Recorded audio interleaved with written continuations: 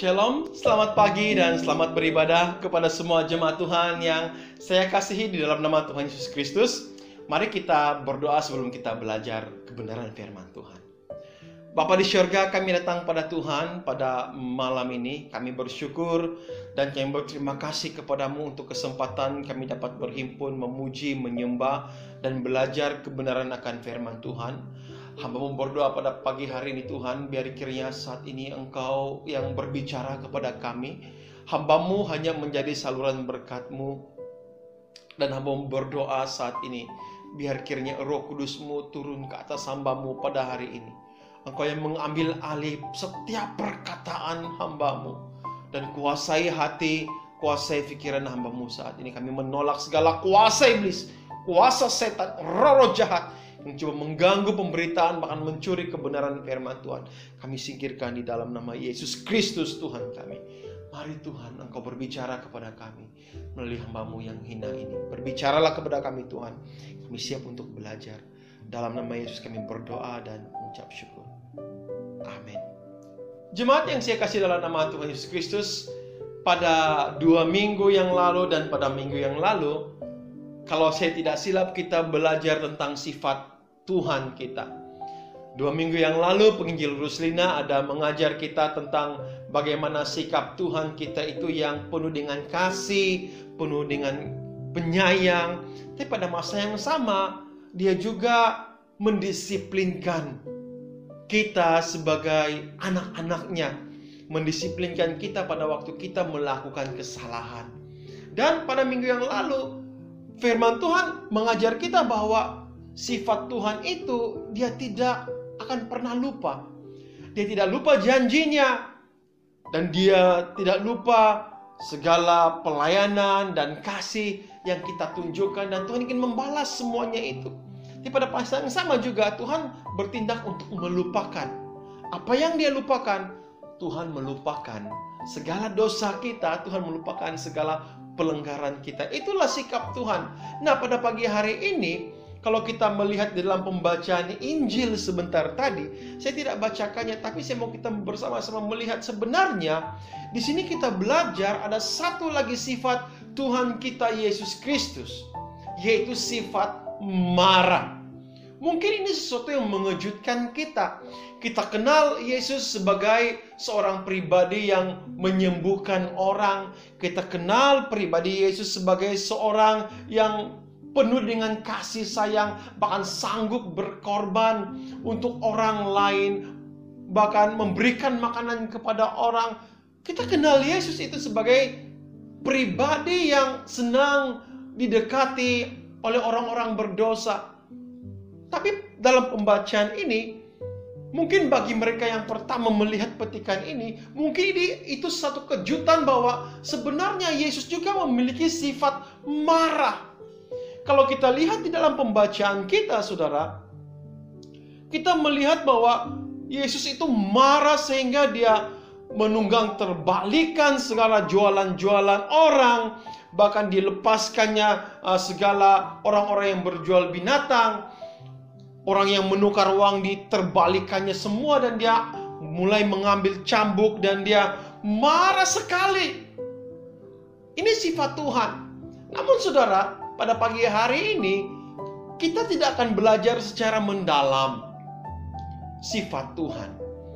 Yang kita lihat dalam petikan ini saudara, Yesus marah pada waktu bait Allah itu dicemari. Bait Allah itu disalahgunakan. Bait Allah itu diperlakukan dengan tidak baik. Makanya saudara, Tuhan marah. Yesus marah pada waktu rumah Allah yang sepatutnya menjadi tempat beribadah itu mulai dicemari. Nah saudara, di dalam Alkitab, bait Allah itu juga dapat digambarkan dalam beberapa hal. Di dalam petikan ini kita kan mulai mempelajari maksud bait Allah itu.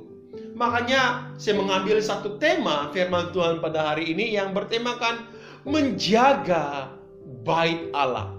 atas kemarahan yang Tuhan tunjukkan. Pada waktu dia masuk ke Yerusalem, dia ingin beribadah, dia ingin merayakan Paskah di Bait Allah. Tetapi terjadinya, saudara, pemandangan yang tidak baik di dalam Bait Allah. Dan dia mulai marah, dan atas kemarahan itu, saya mau saudara dan saya belajar untuk menjaga Bait Allah. Apakah yang dimaksudkan dengan Bait Allah di sini? Nah, saudara, dalam petikan ini jelas bahwa gereja itu adalah Bait Allah. Kalau kita lihat di dalam petikan dalam Yohanes pasal 2, 14 hingga 7, firman Tuhan berkata seperti ini. Dalam bait suci didapatinya pedagang-pedagang lembu, kambing, domba, dan merpati, dan penukar-penukar uang duduk di situ. Ia membuat cambuk dari tali lalu mengusir mereka semua dari bait suci dengan semua kambing, domba, dan lembu mereka. Uang penukar-penukar dihamburkannya ke tanah, dan meja mereka dibalikannya. Kepada pedagang-pedagang merpati ia berkata, ambil semuanya ini dari sini, jangan kamu membuat rumah Bapakku menjadi tempat berjualan. Maka teringatlah murid-muridnya bahwa ada tertulis, cinta untuk rumahmu menghanguskan aku. Saudara, kemarahan terjadi di sini karena Bait Allah itu tidak dijaga dengan baik. Bahkan Bait Allah itu kehilangan fungsi sebenarnya. Makanya Yesus berkata bahwa jangan kamu membuat rumah Bapakku menjadi tempat berjualan. Sekali lagi saya katakan, Yesus marah karena gereja atau Bait Allah itu fungsinya telah hilang. Gereja yang sepatutnya menjadi tempat untuk menyembah Tuhan, itu dijadikan tempat berjualan. Makanya saudara, ini satu peringatan. Peringatan untuk saudara dan saya untuk kita sama-sama menjaga gereja kita. Jangan kita keluarkan fungsi gereja sebenar dengan cara berpikir, dengan cara tindakan kita. Baik dalam Bait Allah itu, saudara, ada 7 ruangan atau 7 halaman. Halaman yang paling besar itu adalah halaman untuk orang bukan Yahudi. Ini halaman ini dikhususkan untuk orang-orang musafir-musafir yang datang dari jauh, yang ingin beribadah kepada Tuhan. Dan mereka bukan orang Yahudi, mereka boleh berkumpul di situ. Dan mereka juga mengambil kesempatan untuk beribadah. Tetapi tempat ini, saudara, telah berubah menjadi seperti sebuah pasar. Mereka mulai berdagang dan menjual. Dan ini menjadi kemarahan Tuhan bila Bait Allah itu mulai dicemari. Saudara, mari kita belajar di sini. Jangan kita cemari Bait Allah. Bait Allah atau gereja kita itu satu-satunya tempat kita beribadah kepada Tuhan. Dan saya yakin percaya satu hal yang membuatkan Yesus menjadi lebih marah, kalau kita melihat, saudara, orang yang berdagang di dalam Bait Allah ini, orang yang berjualan, itu hasil daripada kebenaran yang diberikan oleh para imam dan pemimpin-pemimpin Bait Allah. Mereka membenarkan jualan, perdagangan terjadi di dalam Bait Allah. Dan pada masa yang sama, mereka juga memiliki imbuhan. Dalam arti kata lain, kalau sekarang ini mereka dapat commission, hasil daripada penjualan-penjualan perdagangan di dalam Bait Allah. Saudara, bukankah ini sesuatu yang ketidakjujuran? Bait Allah telah dimanipulasikan. Tidak ada kejujuran di dalam Bait Allah, kepimpinan Bait Allah pada waktu itu, saudara. Nah, dengar sini baik-baik. Saya mau supaya setiap kita sebagai jemaat Tuhan belajar. Jangan kita mengambil kesempatan atas gereja kita. Jangan kita memanipulasikan gereja kita sebagai tempat untuk mendapat keuntungan. Para imam mereka menggunakan bait Allah untuk mendapat keuntungan yang lebih. Dan Yesus marah. Yesus tidak suka itu. Tidak ada kejujuran di dalam pengurusan gereja. Tidak ada kejujuran dalam pengurusan bait Allah. Yang ada di sana adalah sifat tamak para pemimpin-pemimpin bait Allah untuk mendapat keuntungan. Saudara, ini merupakan satu amaran untuk saudara dan saya sendiri. Jangan kita gunakan gereja kita sebagai mendapat keuntungan. Tapi saya mau kita belajar bersama-sama, saudara. Mari saya mendorong kita semua. Gereja itu tempat kita beribadah. Gereja itu tempat kita untuk memuji, menyembah. Bahkan kita harus berkorban untuk gereja kita. Ini peringatan untuk saya dan peringatan untuk semua. Makanya saudara, Yesus sekali lagi dia marah bila dia melihat gereja pada waktu ini benar-benar telah kehilangan fungsinya sebenar. Gereja itu adalah bait Allah. Namun yang kedua saudara, dalam petikan ini kita melihat Yesus juga menggambarkan dirinya sebagai bait Allah. Kalau kita melihat di dalam ayat yang ke-18 hingga ayat yang ke-22, firman Tuhan berkata, orang-orang Yahudi menentang Yesus, katanya, tanda apakah dapat engkau tunjukkan kepada kami bahwa engkau berhak bertindak demikian? Jawab Yesus kepada mereka, rombak bait Allah ini, dan dalam 3 hari aku akan mendirikannya kembali. Lalu kata orang Yahudi kepadanya, 46 tahun orang mendirikan bait Allah ini dan engkau dapat membangunkan dalam 3 hari. Tetapi yang dimaksudkannya dengan bait Allah ialah tubuhnya sendiri. Kemudian sudah ia bangkit dari antara orang mati, barulah teringat oleh murid-muridnya, dan mereka pun percayalah akan kitab suci dan akan perkataan yang diucapkan Yesus. Saudara, Yesus berkata, rombak bait Allah ini dan aku akan membangunkannya dalam tempo 3 hari. Dan Alkitab memberikan penjelasan bahwa bait Allah yang dimaksudkan oleh Yesus itu bukanlah gereja, gedung, tempat dia marah itu. Tapi bait Allah yang dimaksudkan oleh Yesus itu adalah pribadinya sendiri. Yesus memberikan satu gambaran bahwa satu hari nanti dia akan mati, dia akan dikuburkan. Tapi dia berkata pada hari yang ketiga dia akan dirikan kembali bait Allah itu. Itu menunjukkan bahwa tubuhnya akan bangkit pada hari yang ketiga. Nah, Tuhan Yesus menggambarkan dirinya sebagai bait Allah. Itu menunjukkan bahwa penyaliban, kematian, dan kebangkitan Yesus. Kita harus menyembah Yesus melalui kematian dan kebangkitannya yang mendamaikan kita dengan Allah. Melalui perkataan Yesus ini, kita belajar bahwa penyembahan rohani yang baru itu harus berfokus kepada dirinya sendiri. Karena dirinya itu digambarkan sebagai bait Allah. Satu hari nanti saudara, mungkin gereja kita juga akan hancur.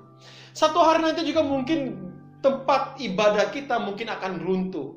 Tapi dengar baik-baik, satu-satunya bait Allah yang tidak akan pernah hancur itu adalah pribadi Yesus. Makanya Yesus menggambarkan dirinya itu sebagai bait Allah. Saudara, dalam sejarah gereja, dalam kata-kata Yesus ini benar saudara. Pada tahun 70 Masehi, bait Allah yang Yesus maksudkan ini itu benar-benar telah runtuh. Dan sampai sekarang saudara, bait Allah itu tidak ada di Israel. Sudah tidak ada. Sudah runtuh bait Allah. Apa maksudnya saudara? Tuhan bermaksud bahwa seperti ini. Yesus itu adalah bait Allah, fokus penyembahan kita. Makanya saudara, kita harus datang pada Tuhan. Kita harus menyembah kepada Tuhan. Karena Yesus itu, di dalam dirinya itu, ada roh Allah yang hadir bersama-sama dengan Yesus. Sebesar manapun mungkin gereja kita, atau sekecil manapun gereja kita, atau mungkin kita tidak memiliki gereja sekalipun, saya tidak tahu, tapi saya ingin katakan di sini bahwa fokus penyembahan kita itu harus kepada Yesus Kristus. Karena Dialah yang memberkati kita. Dia berkata, rombak bait Allah ini dan aku akan dirikan dalam tempo 3 hari. Itu menunjukkan bahwa betapa berkuasanya Yesus berbanding gedung gereja.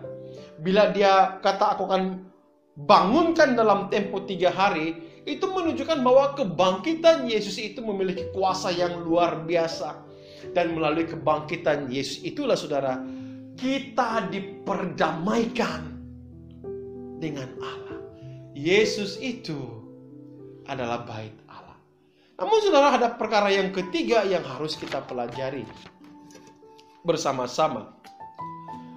Gereja itu sebuah bait Allah. Ya, benar. Yesus itu, tubuh Yesus itu adalah bait Allah. Ya, itu benar. Tapi yang ketiga ini saudara, kita tidak boleh lepas pandang. Tubuh kita juga ini merupakan bait Allah.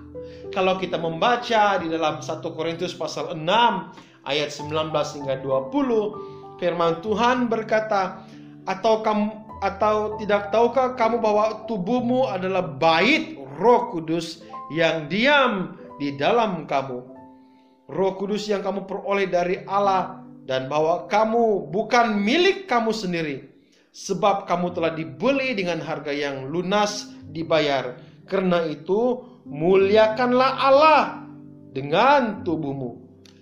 Jemaat yang saya kasih, tubuh kita ini adalah pinjaman. Ini saya sering kali katakan.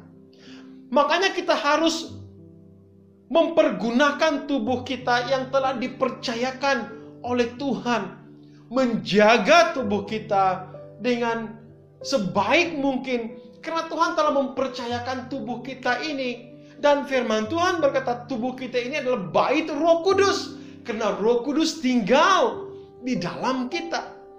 Kita harus mencintai tubuh kita, bukan hanya merawat atau menjaga, tetapi saudara, kita harus memelihara tubuh kita ini dari segala perbuatan-perbuatan yang tidak baik. Kita harus memelihara tubuh kita ini dengan melakukan ibadah dan perbuatan-perbuatan yang mempermuliakan nama Tuhan. Kita harus mempermuliakan Tuhan melalui tubuh kita ini. Karena firman Tuhan berkata sekali lagi saudara, tubuh ini adalah bait Allah. Makanya ada orang berkata kepada saya, dengan penuh hormat saya minta maaf, merokok itu dosa atau tidak? Saudara, kalau kita menyadari bahwa tubuh ini adalah bait Allah, kita harus sadar bahwa kita harus menjaga tubuh kita ini. Tindakan Yesus membersihkan bait Allah di dalam petikan yang telah kita baca tadi. Itu juga gambaran Yesus ingin membersihkan kita dari dosa kita. Dan Tuhan mau menjadikan kehidupan kita ini sebagai bait Roh Kudus yang hidup dan mempermuliakan nama Tuhan. Makanya saya mendorong untuk semua jemaat yang saya kasih dalam nama Tuhan, mari kita pelihara tubuh kita ini. Datang pada Tuhan, saudara. Tuhan ingin membersihkan tubuh kita ini. Tuhan ingin supaya tubuh kita ini dipergunakan sepenuhnya di dalam penyembahan dan dalam memberitakan firman Tuhan. Dalam hubungan kita dengan Tuhan, Tuhan ingin supaya tubuh kita ini mempermuliakan Dia. Karena firman Tuhan berkata dalam dalam 1 Korintus tadi, dia berkata bahwa karena itu muliakanlah Allah dengan tubuhmu. Pertanyaan saudara, apakah selama ini kita mempermuliakan Tuhan dengan tubuh kita? Apakah selama ini tubuh kita benar-benar itu mempermuliakan nama Tuhan? Saya mendorong saudara, tubuh kita ini, kehidupan kita, ini merupakan bait Allah. Mari kita jaga. Nah saudara, yang saya kasih 3 perkara ini saudara. Pada waktu Yesus marah karena bait Allah dicemari, mari kita belajar untuk menjaga bait Allah. Jangan kita ambil kesempatan ke atas institusi kegerejaan.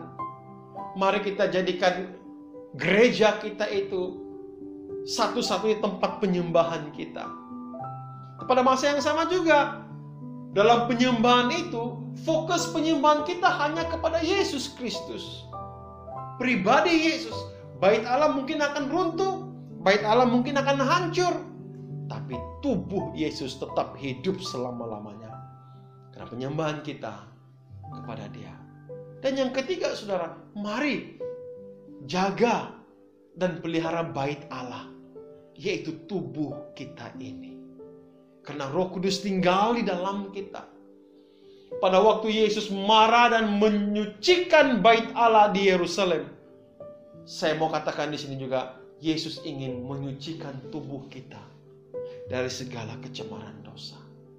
Dan saya mendorong semua jemaat Tuhan, mari kita datang pada Tuhan, serahkan tubuh kita kepada Tuhan. Mari kita berdoa bersama-sama. Kami bersyukur untuk firman-Mu yang kami pelajari pada hari ini Tuhan. Sungguh kami dapat mengerti kebenaran akan firman-Mu. Engkau bertindak menyucikan bait Allah, karena bait Allah telah dicemari.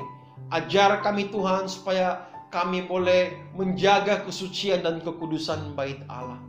Dan kami ingin Tuhan supaya Engkau menjamah kami, supaya kami juga tidak mengambil kesempatan atas gereja, institusi kegerejaan.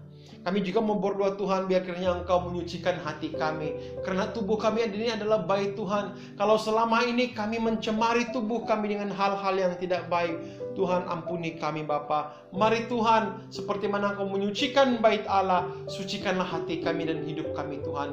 Kalau Kau melihat di dalamnya penuh dengan kekotoran, tidak ada kekudusan, sucikan kami Bapa. Terpujilah Engkau Tuhan. Terima kasih ya Tuhan, meteraikan firman Tuhan dalam hati kami, supaya bukan saja kami mendengar, tapi kami melakukannya. Terpujilah Engkau ya Bapa. Di dalam nama Yesus kami berdoa dan mengucap syukur. Amin.